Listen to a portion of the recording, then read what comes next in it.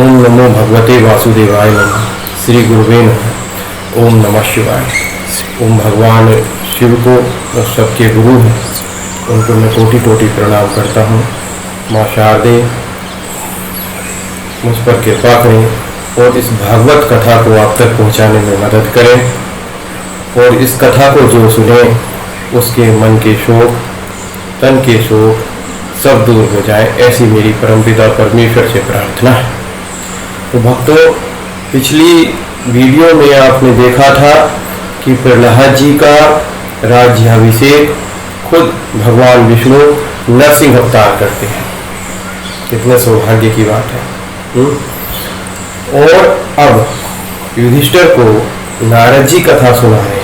ये कथा मेन परीक्षित जी को सुनाई जा रही है, लेकिन परीक्षित जी को अब उनके गुरु बता रहे हैं कि युधिष्ठिर जी को कथा सुना रहे हैं, तो नारद जी इसमें। तो नारद जी से युधिष्ठिर से नारद जी कहते हैं कि भगवान की महिमा अपरंपार है और भगवान की जितनी कथाएं सुनो उतनी कम है। कथा सुनने से क्या होता है, भगवान में हमारा मन लगता है, उतनी देर ध्यान हो जाता है और लाभ होता है। वो तो क्या लाभ होता है कि हमको भक्ति प्राप्त होती है और मन की शांति प्राप्त होती है। तो खैर, अब हम आगे चलते हैं। आगे हुआ क्या कि नारद जी कहते हैं कि एक मैं दानव था। उस मैं दानव ने तीन पुर बना रखे थे।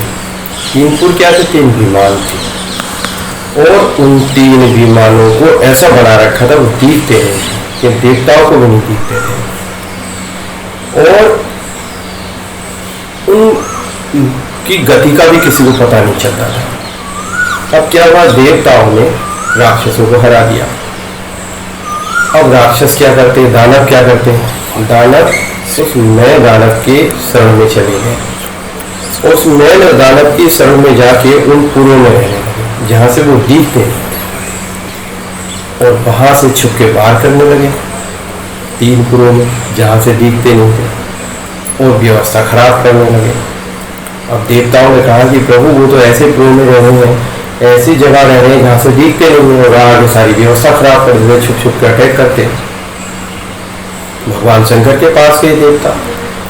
भगवान शंकर ने कहा ठीक है, मैं करता हूँ। उन्होंने 3 बाण छोड़े, और उन 3 बाणों से ये हुआ कि जो अज्ञात पुर थे, जो दिखते नहीं थे, उसमें जो दानव थे वो सारे के सारे मारे गए।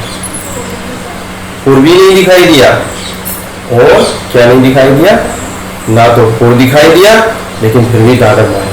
अरे महादेव है, आदिकाल है, सबके गुरु है, महाकाल है। खैर, फिर क्या होता है, मैं दानव उनको उठा के ले जाता है। किसको उठा के ले जाता है? सारे दानवों को। तो एक अमृत कुंड में डाल देता है, और उस अमृत कुंड में डालकर उनको फिर जिंदा कर लेता है। अब भगवान शंकर अपने दूसरे स्वरूप भगवान विष्णु के पास आते हैं, भगवान कन्हैया के पास आते हैं, श्री कृष्ण के पास आते हैं, और कहते हैं कि प्रभु, वो उनको नमस्कार करते हैं, प्रभु नमस्कार। भगवान शंकर विष्णु भगवान को नमस्कार करते हैं, और भगवान विष्णु कहते हैं मैं अपने प्रभु को नमस्कार करता हूँ। दोनों अपने एक दूसरे को नमस्कार करते हैं, क्योंकि 3 अक्षर के मध्य तीनों, ओंकार के मध्य तीनों, ब्रह्मा विष्णु ये सब एक है। ये सब लीलाएं हैं। खैर, वो कहते हैं कि शंकर भगवान कहते हैं विष्णु भगवान से कि भाई देखो, ये जो मायासुर है उसने फिर सारे दानव जिंदे कर लिए, अब क्या करें। तो वो एक विधि बताते हैं। वो कहते हैं प्रभु, एक काम कीजिएगा, आपको मैं एक व्यवस्था बना के देता हूँ। आप 3 बाणों से आप फिर पुनः युद्ध करने जाइएगा, और युद्ध करिएगा, और उसमें आप जो रथ होगा आपका धर्म होगा, ठीक है। ज्ञान सारथी होंगे। सारथी कौन होगा? ज्ञान होगा। वैराग्य आपकी ध्वजा होगी, ऐश्वर्य से आपके घोड़े होंगे, और तपस्या आपका धनुष होगा, विद्या आपकी कवच होगी, क्रिया आपके वार होंगे, और अनन्य शक्तियों के द्वारा आप उनका वध कर देंगे। भगवान शंकर कहते हैं ठीक है, तुमने ये चीज़ मैं इसके द्वारा जाता हूँ। और भगवान शंकर कहते हैं वध करने से पहले उस अमृत कुंड का भी तो कुछ करो। तो भगवान विष्णु और ब्रह्मा जी, भगवान विष्णु एक बछड़ा वृषभ बन जाते हैं और जो ब्रह्मा जी हैं, ब्रह्मा जी उनके साथ एक बछड़े के रूप में चले जाते हैं और विष्णु भगवान जो है गाय बन जाते हैं और वहाँ जाके वो सारे का सारा जो अमृत रस था, सिद्ध रस पी लेते हैं। देखते हैं कि जो ब्रह्मा जी बछड़ा बने हुए हैं, विष्णु जी गाय बने हुए हैं, सारा रस पी गए और कोई राक्षस कुछ कहता ही नहीं, बुद्धि फिर जाती है। अरे भैया, वो भगवान के हिसाब से ही सब कुछ होता है, सबकी बुद्धि वैसे ही चलती है, सब चुप रहते हैं और भगवान विष्णु गाय बनकर वो सारा अमृत पी लिए और वहाँ से चंपक भगवान विष्णु ब्रह्मा जी। मायासुर को खबर लगी तो मायासुर ज्ञानी था, मायासुर कहने लगा सब उस अनंत परमेश्वर की इच्छा है, जो उसकी इच्छा। उसने शोक नहीं किया, उसने कहा कोई आधा मेरा लत्थो ठहरा मेरा अमृत नहीं पी सकता, जरूर ये त्रिदेव में से कोई हो। खैर, भगवान शंकर ने धर्म के रथ, ज्ञान के सारथी, वैराग्य की ध्वजा, ऐश्वर्य के घोड़े, तपस्या से धनुष और विद्या का कवच और क्रियावाण से अपनी अनन्य शक्तियों के द्वारा 3 बाण चढ़ाए और 3 बाणों से तीनों पुरों का विध्वंस कर दिया, खत्म कर दिया। तब से भगवान शंकर को त्रिपुरारी कहते हैं, तीनों पुरों को नष्ट करने वाले, माया मैदानव की माया को नष्ट करने वाले। और भगवान शंकर के सामने किसकी क्या माया चली है साहब। खैर, बोलो भगवान शंकर की जय। अब मैं आपको एक अपना वीडियो, एक मैसेज आपसे डिस्कस करना चाहता हूँ। मैसेज क्या है कि मैंने अपने गुरुजी को फ़ोन किया, मैसेज किया व्हाट्सएप करके मैंने अपने गुरुदेव से पूछा कि गुरुजी, हम जो इंसान हैं, हम जो नौकरी पेशा वाले लोग हैं, सांसारिक लोग हैं, मैंने लिखा था आपको, मैं बिल्कुल वर्ड वाइज सुनाऊँ, गुरुदेव चरण स्पर्श, हम सांसारिक लोग भक्ति में आगे कैसे बढ़े, भगवान की कृपा हमें कैसे मिले। तो गुरुजी ने जो लिखा मैं आपको पढ़ के सुना, आप सुनिए और आप उसे हृदयांगम जरूर कीजिएगा। क्या कहा? कृते यत ध्याते विष्णु त्रेताम यजोतो मखे द्वापरे परिचार्याम कलौ तत् हरि कीर्तनाम। अर्थात सतयुग में ध्यान के द्वारा, त्रेता में यज्ञ के द्वारा, द्वापर में आर्च विग्रह की पूजन से तथा कलयुग में केवल नाम संकीर्तन या मंत्र जाप से शीघ्र भागवत साक्षात्कार हो जाता है। 3 बातों को जीव ठीक से समझ ले, अति शीघ्र कल्याण हो जाता है। पहली बात, अपने दोषों का कभी अनुसंधान ना करें, अर्थात बार बार चिंतन ना करें अपने दोषों का, क्योंकि जिस चीज़ का बार बार चिंतन करोगे वो चीज़ बढ़ेगी। ठीक, अगला है। दूसरी बात, साधन और साध्य इनको अलग न माने, दोनों एक ही हैं। साधन ही साध्य है तो साध्य ही साधन है, अपितु साधन बड़ा है साध्य से, अर्थात साधन ही साध्य है। आप माला करते हैं तो हम लोग वही भगवान है। आगे तो तीसरी बात, जब भी भगवान मिलेंगे वो उन्हीं की कृपा से मिलेंगे, जीव के बस में नहीं कि वो अपने बल बूते भगवान को पा सके, क्योंकि जीव माया के वशीभूत है और परवश है। रामायण में कहा भी है, ये सब साधन ते नहीं होई, तुम्हारी कृपा पाव तो कोई। इसलिए निर्मेष पलक से प्रभु को निहारते रहिए, कल्याण हो जाएगा। बस अपने प्रभु को निरंतर याद करते रहिए, छोटे बालक की तरह, फिर क्या, सब ठीक हो जाएगा। परम पूज्य गुरुदेव ने ये मुझे व्हाट्सएप किया और मैं धन्य हूँ ऐसे गुरु के साथ, ऐसे तपस्वी गुरु के साथ जो खुद तपस्या करते रहते हैं और वो इतने ऐसा इस आधुनिक काल में, इस विज्ञान के समय में इसका प्रयोग भी करते हैं अपने शिष्यों को ज्ञान देने का, ज्ञान पहुँचाने का। उन्होंने पहुँचाया, ज्ञान आप तक भी पहुँचे। कुल मिला के इसमें एक ही बात कही गई थी कि कलयुग केवल नाम आधारा, कलयुग में नाम जप और ध्यान मतलब जो भी मूर्ति है, कुछ भगवान की चीज़ें हैं, उनको देखो, निहारो, जिस रूप में आपको अच्छे लगते उस रूप में उनको बार बार स्मरण करो। और जो नाम आपको आपके गुरुदेव ने दिया है, जो नाम आपको अच्छा लगता है, उसका मन ही जाप करो, बार बार अभ्यास, बस तभी कृपा होगी। बाकी कोई नियम कानून प्रभु की कृपा प्राप्त कराने वाला नहीं है। कोई सोचे मैंने तो बहुत बड़े यज्ञ कर दिए, मैंने बहुत दान पुण्य कर दिए, मैंने कर दिया ना, सब अहंकार पैदा करेंगे। कृपा केवल लगातार समर्पण भाव से, भक्ति भाव से लगे रहने से होगी। खैर, इसमें भागवत में मानव धर्म, वर्ण धर्म, स्त्री धर्म का भी निरूपण किया गया है। मानव धर्म क्या है, जिसमें वर्ण धर्म और स्त्री धर्म क्या होता है, वानप्रस्थ में कैसे करना चाहिए, जो पहले होता था। तो लेकिन ये आज भी है। उन्होंने जो भागवत में अगर आप जाओगे तो उसमें साफ साफ कही गई है कि ये बात नहीं कही गई कि जो जन्म से लोग क्षत्रिय, ब्राह्मण, शूद्र, वैश्य होते हैं, ऐसा नहीं होता है कि पहले ब्राह्मण हुआ फिर क्षत्रिय, पहले क्षत्रिय हुआ। सबसे पहले तो ब्राह्मण को कहते थे, पहले ब्राह्मण है, फिर क्षत्रिय है, फिर वैश्य है, फिर शूद्र। 4 शूद्र जन्म से नहीं होते, कर्म से, लक्षणों से होते हैं। जीव में गुणों के कारण प्रतीत, उसको ही हम क्या कहते हैं, उसको ही हम कहते थे कि वर्ण धर्म से, वर्ण धर्म परंपरा। वर्ण धर्म परंपरा का मतलब ये नहीं होता था कि शायद आप किसी के यहाँ पैदा हो गए तो आप वैसे ही हो गए, ऐसा नहीं था।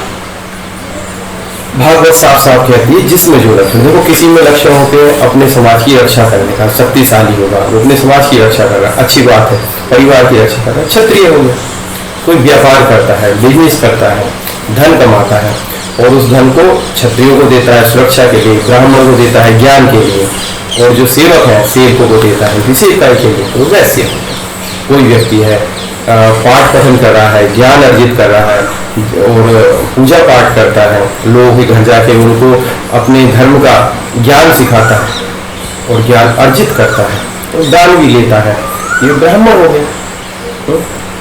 दान लेने की जो परंपरा है ब्राह्मणों के लिए, और किसी को दान नहीं लेना चाहिए। कोई व्यक्ति है जो केवल सेवा करता है और कुछ बात से केवल सेवा करा करी, तो वो सेवक हो। तो इस तरह 4 उन्होंने वर्ण परंपरा इसमें बताई थी और इसमें साफ साफ लिखा हुआ है भागवत में कि ये लक्षण के अनुसार है, ना कि जन्म के अनुसार। जिस तरह से सनातन धर्म को लोग बदनाम करते हैं, ऐसा नहीं। उसके बाद उन्होंने क्या बताया, स्त्री धर्म बताया। स्त्री धर्म में वही है जो पति के लिए है, वो पति के लिए, पति को माँ लक्ष्मी की तरह अपनी पत्नी का सेवा करनी चाहिए, ख्याल रखना चाहिए हर समय हृदय में। जैसे भगवान के हृदय में माँ लक्ष्मी रहती है, भगवान शंकर के हृदय में माँ पार्वती रहती हैं, उस तरह से अपनी पत्नी का ध्यान उसे अपने हृदय में रखना चाहिए। और पत्नी को भी सदैव भगवान विष्णु समझ के, भगवान शंकर समझ के, अपने पति में उसके उनकी शक्ति को समझ के सदैव उनकी सेवा करनी चाहिए। अगर वो परस्पर इस तरह से सेवा करेंगे तो वैकुंठ लोक में और अन्य लोक में और कोई तपस्या की जरूरत नहीं है। भागवत कहती है उसी से ही उन्हें वही स्थान प्राप्त होता है जो उन्होंने पूरे जीवन भर जिस तरह से एक दूसरे की सेवा की हो। जैसे पति ने पत्नी की माँ लक्ष्मी की तरह से, माँ पार्वती की तरह से, माँ सरस्वती की तरह से ध्यान किया, और पत्नी ने भगवान शंकर की तरह से, जैसे माँ पार्वती भगवान शंकर का ध्यान करती है, माँ लक्ष्मी विष्णु का ध्यान कर सकती है, माँ सरस्वती ब्रह्मा जी का ध्यान करती है। इस तरह से वो जोड़े हमारे त्रिदेव के जोड़े इसी तरह से ही बनाए गए। उस तरह से अगर वो ख्याल करते हैं, एक दूसरे की सेवा, एक दूसरे का सम्मान, एक दूसरे की भक्ति करते हैं, एक दूसरे में भगवान के तत्वों को देखते हैं, तो उन्हें मृत्युपरांत उच्च लोकों की प्राप्ति होती है, ये इसमें कहा गया है। उसके बाद वानप्रस्थ का भैया इसमें ऐसा बताया गया है कि आपने अपने बच्चे, आपके बच्चे बड़े हो गए, पल गए, बढ़ गए, अब अपने अपने कमाने लगे, बच्चों के भी बच्चे हो गए, तो आप पोते पोतियों के चक्कर मत पड़िए। आपके पास जो ज्ञान है वो आप संसार को दीजिए, संसार में बांटिए, उनको उसके बदले कुछ लीजिए मत। जो मिल गया, जो जैसा है उसमें खाना पीना, जब तक आपके हाथ पैर चल रहे हैं तब तक आप संसार की सेवा कीजिए।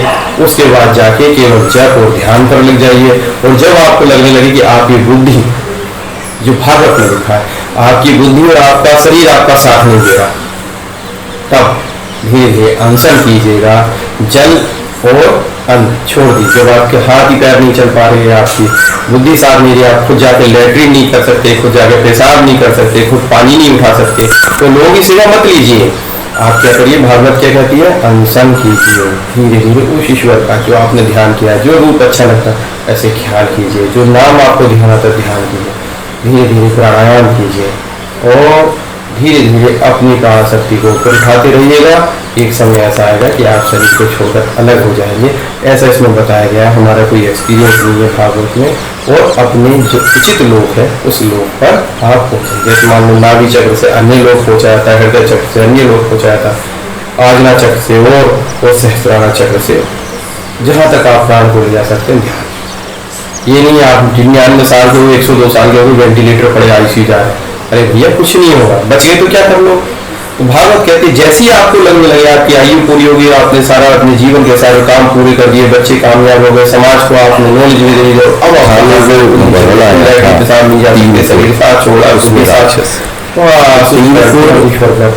क्या हुए इस तरह से भागवत और राक्षस क्या हुए ये भी समझना है। आज के परिवेश में 3 पुर हुए, काम, क्रोध और लोभ। राक्षस क्या है, काम के द्वारा, कामनाओं के द्वारा, क्रोध के द्वारा, लोभ के द्वारा। अब देखो तीनों काम, क्रोध और लोभ दिखते नहीं है और उसमें छुप के राक्षसी भावनाएं आती हैं। आप देखिए आजकल रिश्ते तार तार हो रहे, कोई रिश्तेदारी नहीं है। उन कामनाओं के तहत आदमी अपनी रिश्तेदारियों को तक नहीं छोड़ रहा, भाई बहनों को नहीं छोड़ रहे, मामा भाइयों को नहीं छोड़ रहे, पति पत्नियों को नहीं छोड़ रही, पत्नियां पति को नहीं छोड़ रही। तो ये क्या है, वो कामनाओं के तहत वो राक्षस प्रवेश करते हैं, अज्ञात होते हैं और व्यवस्था भंग कर रहे हैं, सब उल्टे सीधे काम करा रहे, पाप में हमें डाल रहे, काम, क्रोध और लोभ के तहत। तो ये 3 पुर हैं और इन पुरों में जो राक्षस बसते हैं वो अज्ञात होते हैं, दिखाई नहीं देते। तो ये थे 3 पुर और पुरारी कौन है, भगवान शंकर। इनका लगातार ध्यान करने से इन 3 पुरों का और इन 3 पुरों में रहने वाले राक्षसों का नाश होता है। इसलिए हम भगवान शंकर को त्रिपुरारी भी कहते हैं। शिवाय नमः, ओम नमः शिवाय। इन सब मंत्रों का जाप करिएगा, महामृत्युंजय मंत्र का जाप करिएगा, गायत्री मंत्र का जाप करिएगा, जितना करिएगा आप करते रहिएगा और हमारी भागवत कथाएं सुनते रहिएगा। तब तक के लिए नमस्कार, प्रणाम।